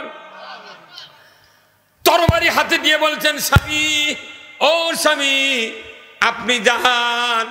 যে মানুষের কথা বলেছেন ওই মানুষটা যদি মদিনায় ইসলামী রাষ্ট্র কায়েম না করত, আমি নারী জীবিত থাকতে পারতাম না। রসুল যখন 13 বছর মক্কায় ছিলেন, ওই সময় শিশু নারী জীবিত কবর দেওয়া হয়েছে। কথা ঠিক কিনা? ও স্বামী, চলে যান, আর দেরি করেন না, চলে যান। যুদ্ধের ময়দানে নবীর তাবুর সাথে দেখা না করে হযরত হানজালা সদর্পে যুদ্ধের ময়দানে নেমে গেলেন। যুদ্ধ করতে করতে এক পর্যায়ে উনি শাহাদত বরণ করলেন। মদিনায় খবর চলে গেল, ওগো হানজালার স্ত্রী, তোমার স্বামী শাহাদত বরণ করেছেন, আমরা খবর পেয়েছি, তোমাকে খবর দিতে এসেছি। ওনার স্ত্রী চিন্তা করলেন, সর্বনাশ, আমার স্বামীর উপর গোসল ফরজ ছিল, ফজরের নামাজ পড়ে নাই, এই স্বামী শহীদ হয়েছেন। যদি তাকে এই অবস্থায় মাথুন করে তার শরীর নাপাক হবে, কিয়ামতের ময়দানে শাস্তির মুখোমুখি হয়ে যাবে আবার স্বামী। উনি মুহূর্তকাল দেরি না করে পাগল বেশি চলে গেলেন ওদের ময়দানে রসুলের দরবারে। জোরে কন্যা মারহাবা। আল্লাহর নবীর সামনে গিয়ে বললেন, ইয়া রাসূলুল্লাহ, ইয়া হাবিবাল্লাহ, হুজুর, আমার স্বামী হযরত হানজালা আপনার হুকুম নিয়ে আমাকে বিবাহ করেছেন, আজকে রাত্রিতে বাসর সজ্জা উদযাপন করেছেন, ভোর রাতে গোসলের ময়দানে গিয়া হাম্মামখানায় গিয়ে আপনার আহ্বান যখন শুনেছে, আমি শিকল দিয়া স্বামীকে বেঁধে রাখতে পারি না। ইয়া রাসূলুল্লাহ, আমি জানি শহীদ যারা হয় রক্তাক্ত অবস্থায় মাথুন করেনি। ইয়া রাসূলুল্লাহ, আমি আপনাকে খবর দিতে এসেছি, আমার স্বামীর উপর গোসল ফরজ ছিল, আমার স্বামী গোসল করে নাই, ফজরের নামাজ পড়ে নাই। হুজুর গো, আমাকে দিয়ে দেন স্বামীর লাশটা, গোসল করায় দেব, আপনি তারপরে মাথুন করবেন, দাফন করবেন, আমার আপত্তি না। রসুল বললেন, ওগো হানজালার স্ত্রী, আমার সাথে তো দেখা হয় নাই, তুমি কেমন করে বলছো? বলি, ইয়া রাসূলুল্লাহ, আল্লাহি, আল্লাহর কসম, আমি কসম করে বলছি, আমার স্বামীকে তরবারি দিয়েছি, আমি যুদ্ধের পোশাক পরিয়ে দিয়েছি। হুজুর গো, আমার স্বামী শহীদ হয়েছেন, একটু খুঁজে দেখেন না কোথায় আমার স্বামীর লাশটা পড়ে আছে। জোরে কন্যা মারহাবা। আল্লাহর নবী বললেন, ও আবু বকর, উমর, উসমান, আলী রে, তোমরা একটু দেখো না উহুদের ময়দানে কতজন সাহাবী শাহাদাত বরণ করে আছেন। যারা হজ করে এসেছেন এই হাজী সাহেবরা উহুদ প্রান্তরে গিয়ে দেখবেন উহুদের পুরা পাহাড়টা লাল। রসুলের দান দান মোবারকের রক্ত উহুদের ময়দানে পড়ার কারণে আল্লাহর কুদরতে উহুদ পাহাড়কে আল্লাহ তাআলা লালে লাল করে দিয়েছে। সারা পৃথিবীতে যত মানুষ হজ করতে আসবে দেখতে পাবে যে ময়দানে রসুলের দাঁত শহীদ হয়ে রক্ত পড়েছিল, ওই ময়দান লাল লাল। দেখলেই রসুলের দাঁতের কথা মনে হবে। জোরে বলেন ঠিক কিনা? ভাইরা আমার, এক নয় দুই নয়, সমস্ত সাহাবীর লাশ রসুলের সামনে কাতারবন্দি করে শুয়ে দিলেন। 70 জনের ভেতরে 69 জনের লাশ আছে, কিন্তু আল্লাহ রসুল দেখছেন। দেখতে দেখতে দেখতে দেখেন একজন সাহাবী যে শহীদ হয়েছেন স্বামীর আহ্বানে স্ত্রী তরবারি দিয়েছেন, পোশাক পরিয়ে দিয়েছেন। ওই স্বামী হানজালার লাশ নাই। রসুল একবার লাশের দিকে তাকালেন, শহীদদের দিকে, আর একবার আরশের দিকে তাকালেন। আল্লাহ বলেন, জিবরাইল, খবর চায় আমার হাবিব, মুহূর্তকাল দেরি করো না। যে হানজালা ফরজ গোসলের 3 ফরজ কাজা করেছে, ফজরের নামাজের 2 ফরজ কাজা করেছে। ও জিবরাইল, মুহূর্তকাল দেরি করো না। নামাজ কায়েম করে নাই, গোসল আদায় করে নাই, দ্বীনের বিজয়ের লক্ষ্যে যুদ্ধ করার জন্য আহ্বান শোনা মাত্রই তরবারি নিয়ে জিহাদের ময়দানে উহুদ প্রান্তরে এসে যুদ্ধের ময়দানে নেমেছে। নিজের জীবনে বাজি রেখে জীবনের মায়া করে নাই, শহীদ হয়েছে। আমার কাছে এই শহীদের মর্যাদা এত ভালো লেগেছে, আমি আল্লাহ তার লাশটা উহুদের ময়দান থেকে উঠাইয়া চতুর্থ আসমানে হাউজে কাউসারের পানি দিয়া গোসল করা দিচ্ছি রে। জিবরাইল, তুমি গিয়ে আমার হাবিবকে খবর দিয়ে দাও। নামাজের সে দামি আবাদত, আল্লাহর দিন কায়েমের যুদ্ধ করা, কথা ঠিক কিনা? ফরজ গোসলের সে দামি কাজ আল্লাহর দিন কায়েমের যুদ্ধ করা। রমজানের রোজা, 17ই রমজান রোজা ভেঙ্গে আল্লাহর নবী এবং সাহাবীরা বদরের প্রান্তরে যুদ্ধ করেছে। দরিকন আল্লাহু আকবার। রোজার চেয়ে দামি ইবাদত বদরের যুদ্ধ ছিল। আমার দেশে যতগুলি ইবাদত আছে, সকল ইবাদতের উপর বড় ইবাদত হলো এই সমাজে আল্লাহর আইন চালু করা।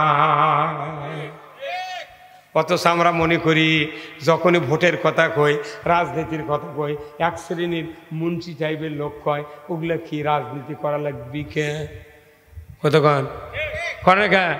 কিন্তু এই পরিবেশ আসছিল আজ থেকে 16 বছর আগে, এখন সেই পরিবেশ পাল্টে গেছে। এখন একই কথা, সব দেখা শেষ। একবার কি? হ্যাঁ, মানুষ আস্তে আস্তে বুঝতে শিখেছে আপনার জীবনের সব গুণ আল্লাহ তাআলা মাফ করে দেবে। এই জন্যই মুমিনের গুণ অর্জন করতে গেলে আমাদেরকে মুমিনের গুণের ব্যাপারে আমি আপনাদের ফার্স্টে বলেছি। 1 নম্বর গুণ হলো কোরআন, আল্লাহর কথা শুনলে অন্তর থরথর করে কাঁপবে। 2 নম্বর গুণ হলো কোরআন শুনলে ঈমান বাড়বে। 3 নম্বর গুণ হলো এই মুমিনেরা আল্লাহর উপর ভরসা করবে। ধরে কোন আল্লাহু আকবার। কার উপর ভরসা করবে? আল্লাহর উপর। আমার ভাইরা, এই মুমিনদের আরেকটি গুণ হলো আল্লাযিনা ইউকিমুনাস সালাত, এরা নামাজ কায়েম করবে। ধরে কোন আল্লাহু আকবার। এরা কি করবে? তা আমাদের কথা নামাজ কায়েম হবে, সরকার বানাবো এমন যাতে ওই সরকার নামাজ কায়েম করে। 2 নম্বর। এরপরে 5 নম্বর গুণ হলো আমার আল্লাহ বলছেন ওয়ামিম্মা রাযাকনাহুম ইউনফিকুন, আমরা যা রিজিক পেয়েছি আল্লাহর থেকে, আল্লাহ নিজে বলছেন আমি যা রিজিক তোমাদেরকে দিয়েছি এর থেকে খরচ করতে হবে আল্লাহর পথে। অর্থ ছাড়া জান্নাত নাই, অর্থ ছাড়া আন্দোলন নাই। জোরে বলুন ঠিক কিনা? ওরা বলে যে জামাতের এত টাকা পায় কোনটি কয় না? হ্যাঁ, এই দেশের যদি খালি রাজনীতি করে টাকা উপায় বন্ধ হয়ে যায়, এই দেশের জামাত ছাড়া কোনো দলই থাকবে না। কত কনের ভাই, কত কনে কি আমি রাজনীতি করে আর টাকা পাচ্ছি না, তাহলে ওই দল কেউ করবি? ও ঘরের মধ্যে বিজতে পারে শুয়ে থাকবি, কৃষকের টাকা ফুরে মরে। আর আমরা বাংলাদেশে 10 টাকা করে দিই জামাতের লোক, 1 মিনিটের মধ্যে 10 কোটি টাকা জড়ো হয়ে যাবে। 20 টাকা দিলে 20 কোটি, যদি 15,000 করে এক একজনে, যদি এই বাংলাদেশে 50 লাখ লোক যদি 15,000 করে দিই, টাকা ঠিকই কোল্ড স্টোর ভরে ফেলে দেবো আমরা। কথা কর না কে? তোরা টাকাও দিবি না। আমাকে এই কয় মাস আগে, কয় বছর আগে কছে, পুলিশেরাও কছে যে এই অর্থ দোকানদাতা। হ্যাঁ, কথা কর না কে? কি কথা? অর্থ দোকানদাতা, এরা অর্থ দেয়। আমরা অর্থ আল্লাহ দিই, তোক দিই। তুর্কের অর্থ ঢাকার থেকে আসে, আর আমাদের অর্থ এই ধারকিপাড়াতে ঢাকার যায়। হ্যাঁ, কথা কর। আমাদের থেকে আমরা যে দল করি, তোর কিসের মাথার চাল থেকে যায়? ওটা আবার পুলিশ ধরে লেদা করছে ইনি অর্থদাতা। কে তোর বাপের ভেউ বেঁচে দিছি নাকি? এখন কত কাঙ্কা মরদ পাস, কত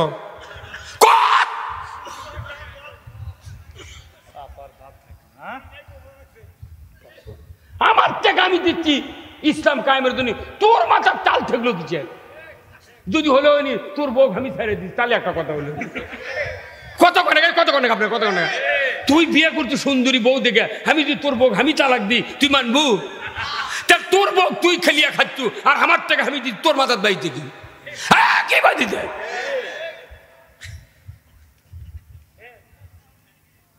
একদিকে ভিউ বেঁচে দেবো, কথা ঠিক কিনা? সবাই 10,000 করে টাকা দিবেন, 4,000 হুন্ডার মিছিল করবেন এই সদরত, সকলে 10,000 টাকা করে দেবো। এই গ্যাসের মোট হুন্ডাই জয়পুরহাটে যত হুন্ডা আছে, সারা হুন্ডা এই মুড়ের থেকে মাথা থাকবি, উমিন্দে ঘুরে আসবে ওই মাথা, আবার ওই হুন্ডার মাথা টাকা লাগবে। হ্যাঁ, কথা কর। আপনি আলু আবাদ করবেন, ধান আবাদ করবেন, ঘরের মধ্যে শুয়ে থাকবেন, আর কবেন কাম ওই না তারাই করুক, হবে না। পাশার চামড়া থাকবে না যদি একটু অবহেলা করেন। আমার টাকা আমি দেবো, কথা ঠিক কিনা? আপনাদের এখানে যে ধান দেখতেছি, ধানের কালার দেখে আমার কলজে শুকে গেছে, কি সোনার কালার রে। এবার দেখবে, এবার ধানত কোনো পোকা কম, ওদের মিয়া মানে সরে গেছে, পোকা কম। কথা কর। এমন সুন্দর পানি। সানলের ধান আমি লাগাচ্ছি 9 বিঘে সানলে, বুঝছেন? আমি জীবনে সানলে লাগাচ্ছেন না। একজন এক বুদ্ধি দিয়ে করতে, হুজুর আপনি সানলে লাগান, যতদিন বীজ দেওয়া লাগে আমি দেবো। আমি এবার 4 দিন গেছি জমির, আমার ধান 6 বিঘা পাখিতে কাটতে লাগে যায় 10 জন মানুষ। আমি একজন কোনো কৃষক, আমি নিজে আবাদ করে খাই। আমি 15 মন ধান, 300 মন বাঁচনি ইরির ধান, ওষুধ দিচ্ছি 15 মন। সরষে সেদিনকে বেয়েছি 61,500 টাকার সরষে বেঁচেছি, এখনো 13 বস্তা সরষে আমার বাড়িতে আছে। ডুব দেবো সরষের তেল দিয়ে, কথা বল না। আমার অর্থ আমি জামাতুক দিয়ে আল্লাহ দিই, তোর বাজিতে কে? হ্যাঁ, তোরা দেশের মানুষের টাকা লুট করে লেদা থুলু, আমরা তো কাউকে কইনি, কথা কর না। এই যে রূপপুর পারমাণবিক কেন্দ্র থেকে 49,500 কোটি টাকা লুট হবে। এই টাকা যদি আলু আর ইউরিয়া সারের ভর্তুকি দিল হয়নি, ইউরিয়া সারের বস্তা 75 টাকা, আলু লাগতো 3 টাকা কেজি। আলুর কোল্ড স্টোরের মালিকরা ওরা 600 টাকা মন কিনেছে, কিনে 15 টাকা কেজি পড়ছে আলুর দাম। এখন ওরা সেই আলু বেচিচ্ছে 60 টাকা 50 টাকা করে। হ্যাঁ, তাহলে এটা কি, এটা উচিত? ওর তো আর উঠি বাড়েনি, ওর ভাড়া টাড়া ধরে না 20 টাকা হলো, 73 টাকা দাম। সব জায়গা যারা তরি, যারা পটল কিনিচ্ছে, ওই যারা গাছ লাগাচ্ছে ওটি কিনিচ্ছে 6 টাকা 7 টাকা না 12 টাকা কেজি, নিয়ে এসে 60 টাকা 40 টাকা কেজি বেচিচ্ছে। এই বাংলাদেশে সব সিন্ডিকেট। আপনি দেখেন প্রত্যেক টাউন বন্দরে কি ইজি বাইক, অটো, ভ্যান, রিক্সা নেই ভাই। এত যানবাহন পৃথিবীর কোনো দেশে নাই। কারণ কি জানেন? কোরআন শরীফ পড়ে আমি দেখেছি 5টা মৌলিক চাহিদা সরকারকে দিতে হবে: খাদ্য, বস্ত্র, চিকিৎসা, শিক্ষা, বাসস্থান। এই 5টা গ্যারান্টি সরকার দেবে জনগণ। এখন গরিব মানুষ ভেউ ভাও নাই, আবাদ নাই, ব্যবসা বাণিজ্য নাই, কি দিয়ে হাট বাজার করে চলবো লোক বাঁচায়? ওই জন্য 1 বিঘা জমি কর থুয়ে ওই ইজি বাইক তারপর চার্জার ভ্যান, তারপরে ঈদে উডে কিনে খালি করছে ডেলি যদি 150 টাকা উপায় হয় তাহলে 4 দিন পর হাট, 4 দ্বারে কত 600, তাহলে 600 টাকা দিয়ে আমার সোল বললে হাট করা যাবে। এই জন্য যা দেখিন সিএনজি চালাচ্ছে, এক লাইনও 40টা সিএনজি খাড়া আছে, 2 টিপ খালি পায় 5 জন 10 জন।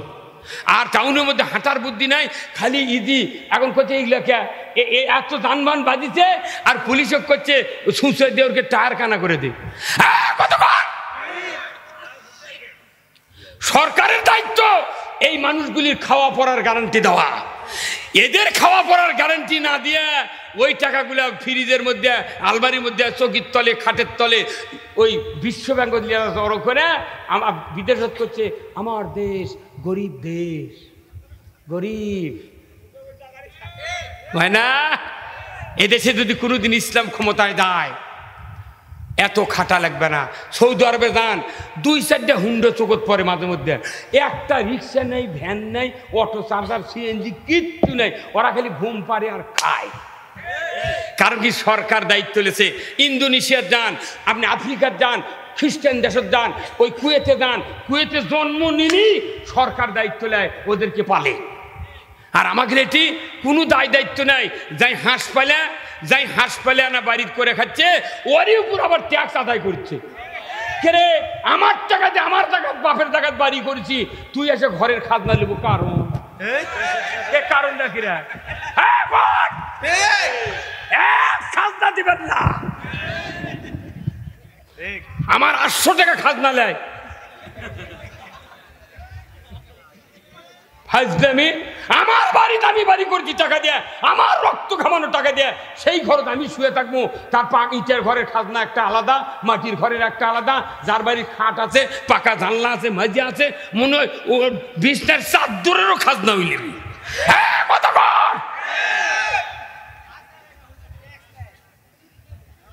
ওই ট্যাক্স হলে ইংরেজি বাংলা খাজনা, জবের মারানে মরদ হতেন আপনি।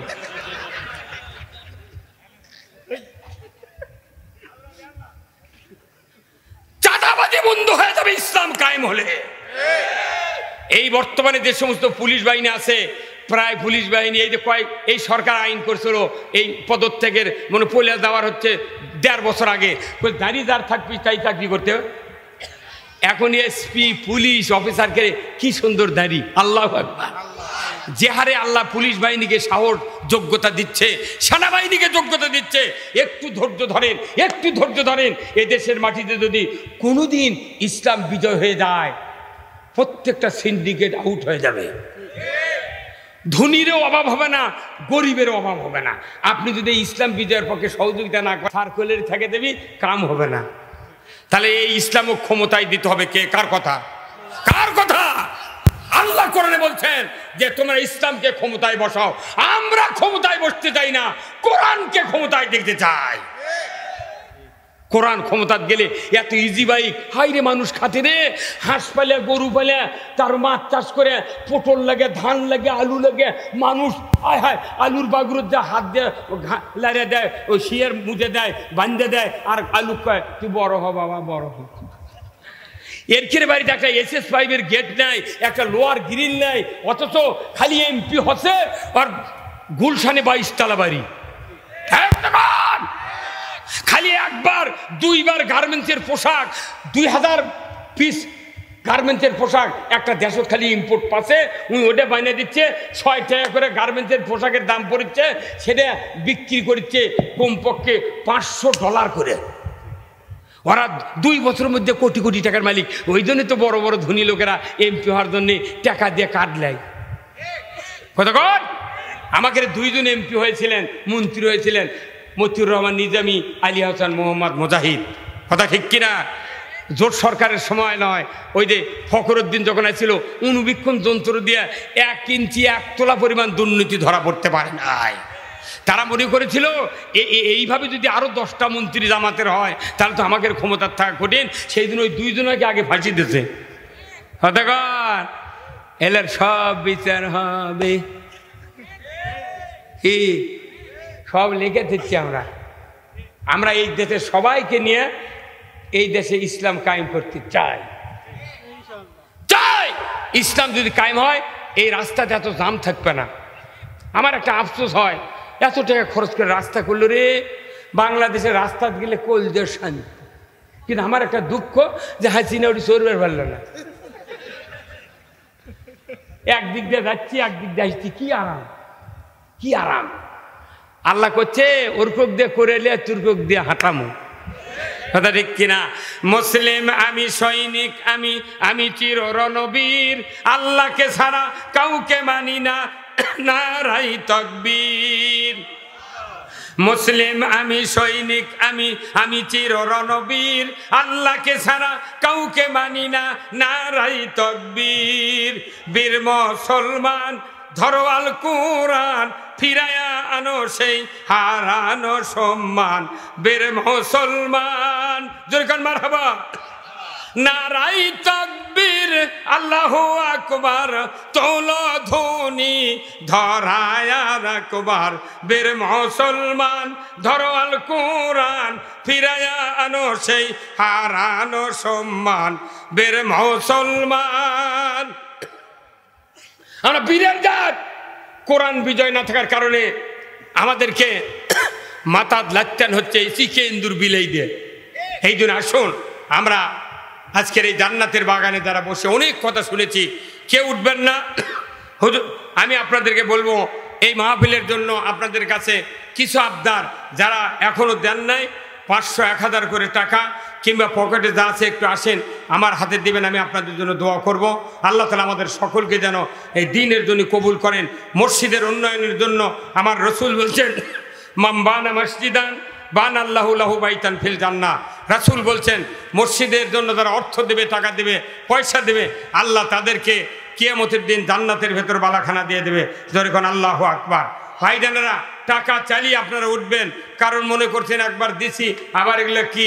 আমি আপনাদের অনুরোধ করছি, কেউ উঠবেন না, একটু দোয়া করে আমি আপনাদের কাছ থেকে বিদায় নেব। একটু দোয়া করো ভাই, আসুন না আল্লাহ তাআলার বান্দারা, একটু দেন।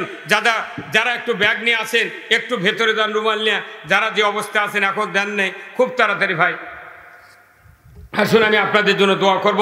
যারা নগদ নাই একটু বাকিতে দেন, আমি আপনাদের জন্য দোয়া করব। আল্লাহ তাআলা যেন জানমালে বরকত দিয়ে দেয়, জোরে কোন আমিন। আসুন আমার ভাইয়েরা, খুব তাড়াতাড়ি আসুন।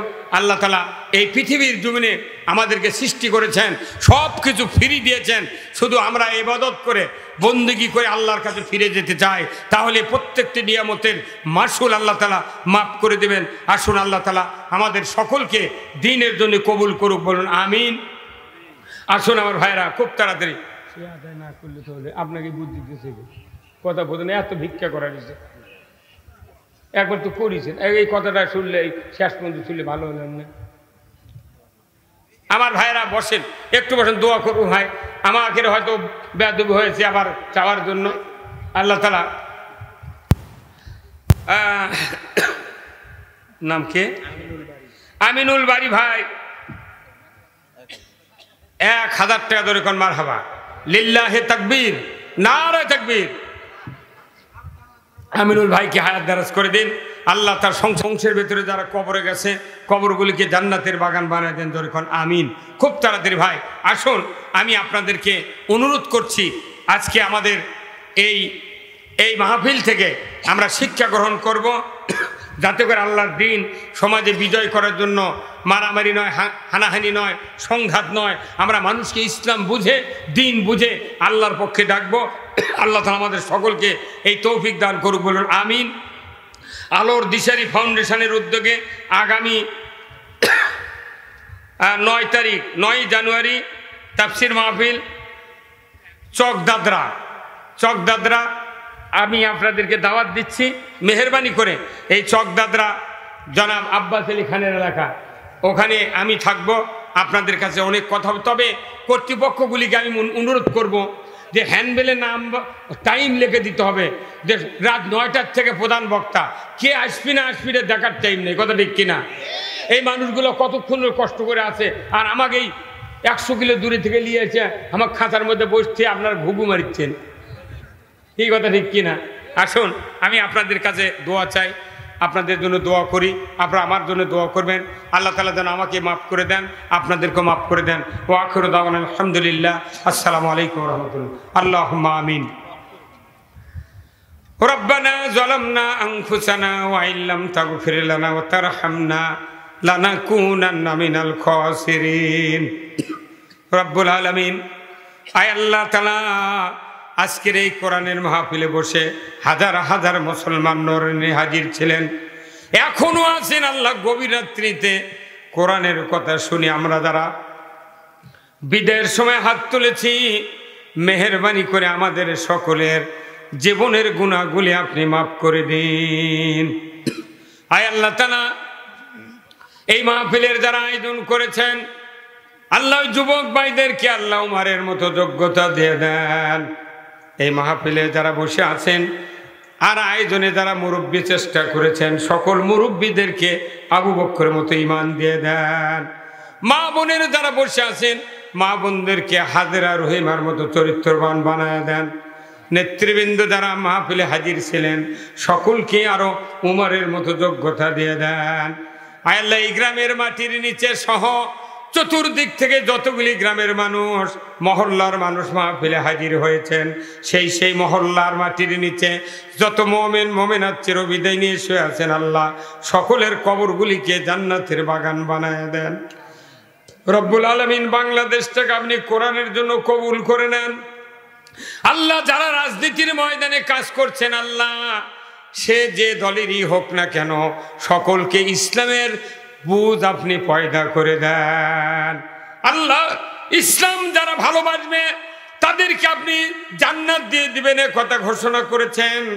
আল্লাহ, বাংলাদেশের ঘরে ঘরে সকল মানুষের অন্তরে ইসলামের বুঝ পয়দা করে দেন। আল্লাহ, এই জয়পুরহাটের জমিনে আল্লাহ আমাদের প্রাণ প্রিয় নেতা মরহুম আব্বাস আলী খান শুয়ে আছেন। আল্লাহ, তার রেখে দেওয়া পথে যারা কাজ করছেন, আল্লাহ তার কবরখানা আপনি তাদের ওসিলায় আল্লাহ জান্নাতের বাগান বানায়া দেন। আল্লাহ গো, কিচ্ছু চাই না, এদেশের মাটিতে আপনি কোরআনটা বিজয় করে দেন। আল্লাহ, আমাদের ক্ষেত খামারে বরকত দেন, আয় রোজগারে বরকত দেন, ঋণ থাকলে পরিশোধ করার তৌফিক দিয়ে দেন। আল্লাহ, যতদিন দুনিয়ায় বেঁচে রাখবেন, সকলের ঘরে ঘরে আল্লাহ আলিম ওলামা পয়দা যাতে হয় এই তৌফিক দিয়ে দেবেন। সুবহানা রাব্বিকা রাব্বিল ইজ্জাতি আম্মা ইয়াসিফুন ওয়া সালামুন আলাল মুরসালিন। আল্লাহ, বিশেষ করে আমার কুদ্দুস চাচা, আল্লাহ নাজমুল ভাই সহ, তোতা ভাই সহ এই গ্রামের শত শত যুবকেরা অর্থ দিয়া পয়সা দিয়ে যারা এই তাফসীর মাহফিলের আয়োজন করেছেন, এই বা বরকতে তাদের সকলের জীবনের গুনাহ আপনি মাফ করে দেন। আল্লাহ, এই মাহফিল কানা কিয়ামত পর্যন্ত কায়েম করে নেন। আল্লাহ, মসজিদটা ফুলফিল উন্নতি করতে যা দরকার আপনি দয়া করে তাদেরকে এই সহযোগিতা করার তৌফিক দিয়ে দেন। যারা অর্থ দিলেন, টাকা দিলেন, পয়সা দিলেন, তাদের দান খয়রাত কবুল করে নেন।